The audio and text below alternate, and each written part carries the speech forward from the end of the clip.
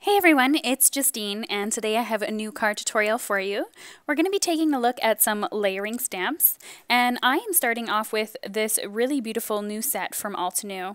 This is really perfect for weddings and anything really that is wedding related, but I feel like it also has enough flowers in the set that it can be used just on its own without really thinking that it's a pure wedding stamp. There are also coordinating dies that I'm going to be using with this set as well. So I'm going to start by removing all of the piece 1 of the flowers. So you can see that there is a line grouping all of the things that layer together to make it really easy to layer your flowers. So I'm grabbing the most solid pieces, which is what I generally stamp first. But if you are unsure, there is a stamping guide included in the package so that you don't have to take any guesses as to what goes where or what layers with what. I'm going to stick to a very similar color palette that I saw on the packaging as well. I really enjoyed the different shades of pink and brown for the leaves instead of using a traditional green.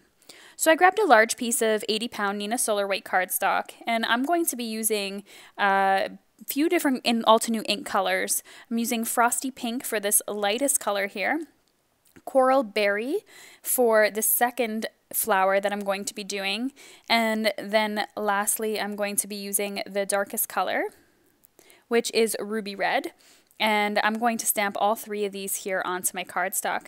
Now, one thing that you should know about Altenew inks is that they need a moment to settle into the paper. So I have heard people before say, oh, I don't like the inks, they look splotchy.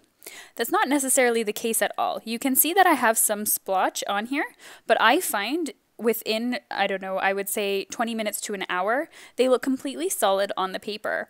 It also depends on which cardstock you're using as well, so just keep that in mind.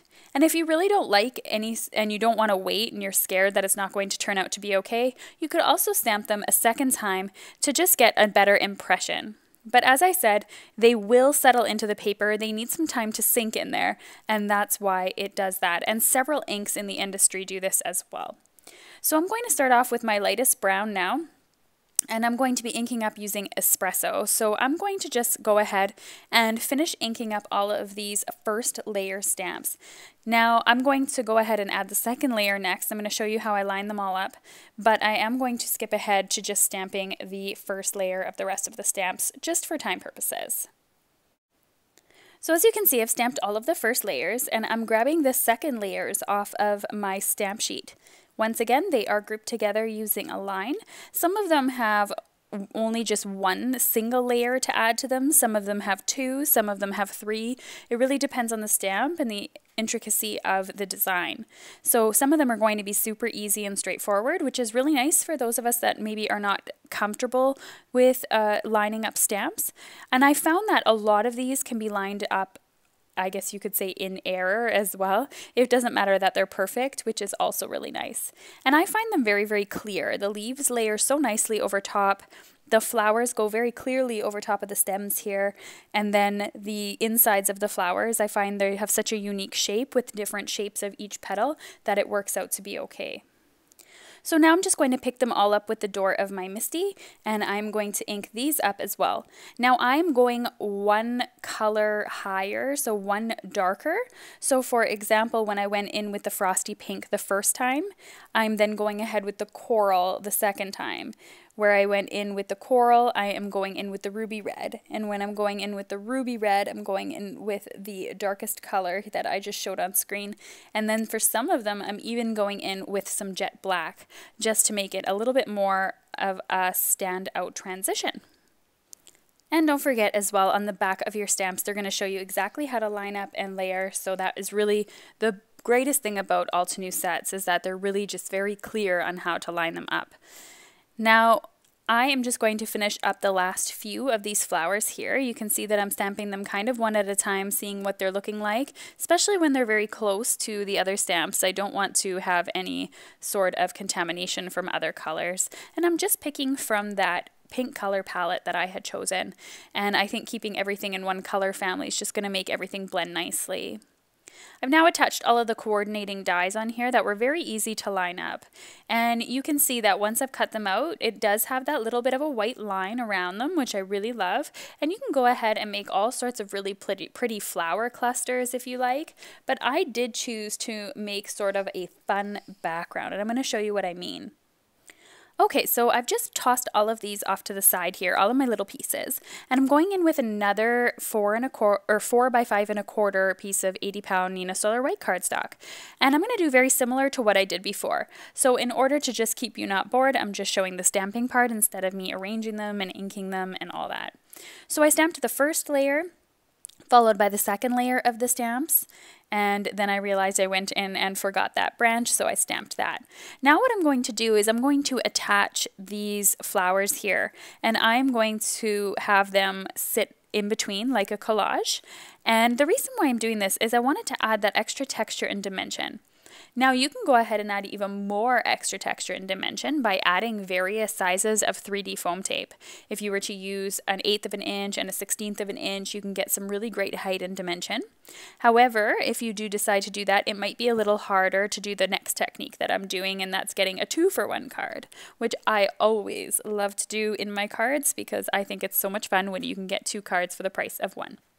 So now I have my entire background all done. I have all of the pieces glued on there, and I'm just going around and trimming the edges of my card. And I'm just going to show you a final look at what this is going to look like when it's all finished. I think it looks really fun. And I'm just going to do the same thing now. I'm going to be using this really cute stamp called Main Squeeze, and these lemons, limes, grapefruits, whatever you want to make them based on your color palette, are so versatile, and they are so realistic looking when you're finished stamping. It's unreal. So I'm going to be stamping these all over the background here in the first layer, which is the layer you're seeing here. Now you'll notice that when I layer on top, I'm going to get residue from the previous ink. I'm not cleaning them off in between, and you will see that when I'm stamping that there is a difference. But once I start adding on all of the layers, that's not noticeable at all, so don't worry about being perfect in this step. I'm going to finish up the first layer on this card so to have the entire background finished. Now I'm going to go in with layer number 2. Now the easiest way I found to ink up this stamp set and to line it up properly is by lining up those 3 seeds that you're seeing in the center of the cardstock, or in the center of the stamp. Those seeds are present in all of the different layers, so that's the easiest way to line them up. You can already see that they look incredibly realistic as they are right now, so you could stop at the 2 layers and it would be absolutely fine. But there are actually 4 layers to this stamp. So I'm just going to close the lid here, ink them all up, and I am using a variety of yellow and orange inks here. And I'm going to link to all the ink colors that I'm using in the video description below. And I tried to stick to Altenew color families so that the pink inks that I use come in the 4-pack, as well as the yellows and the oranges. I actually had to order some yellows and oranges to make this card, and so I'm happy that I've completed my Altenew ink collection. It's really fun when you have full facet syndrome to finally complete the whole collection. So just finishing up these final layers on the card here, they look absolutely stunning when they are all finished. And just all of the intricacy of them are just fantastic. So I have orange and lemon on here. You could of course make grapefruits, you could make limes. It really doesn't matter. You can really just have such a versatile set. So now you can see I have my 2 backgrounds here all finished with all the beautiful layers. I'm going to take a stitched rectangle die here from my stash. You could use a rectangle die, you could also use a paper trimmer to do this, or even an X-Acto knife and a ruler. It's completely up to you. But all you want to do is you want to cut a rectangle in the very center of the cardstock. So I now have these cards that have a border, and I have cards that have a background. It's completely up to you how you want to do that. So I'm going to glue these onto my card bases right now. I'm using a mixture and a variety of top folding and side folding cards. They measure 4¼ by 5½ when they're folded. So now that I have them done, here are my beautiful backgrounds, and you can see that I got 2 for the price of 1. I'm going to go in now with my fine alphabet set. It's a beautiful die set from Altenew, and I really love this one. I am in love with the bold caps die, and the bold alphabet set, but I do find that you can't fit very many letters for a card size. And this is what's really nice about this one, is that the card or the letters are quite thin, so you can fit quite a large amount of words on here, like the whole word for thanks, which is 6 letters, so you can fit quite a bit. And so that's why I think this is a really valuable set, and it's really bold. So I wanted to add a thanks on here. And then I also wanted to accentuate the fact that you could make some of the sentiments that come as a stamp. For example, this stamp says, "Orange, you glad we met," but I wanted to make orange really stand out here, and I wanted to really incorporate that into the card. So I was able to ink that up with some black ink, use an alphabet set, and then coordinate it with the sentiments from the card.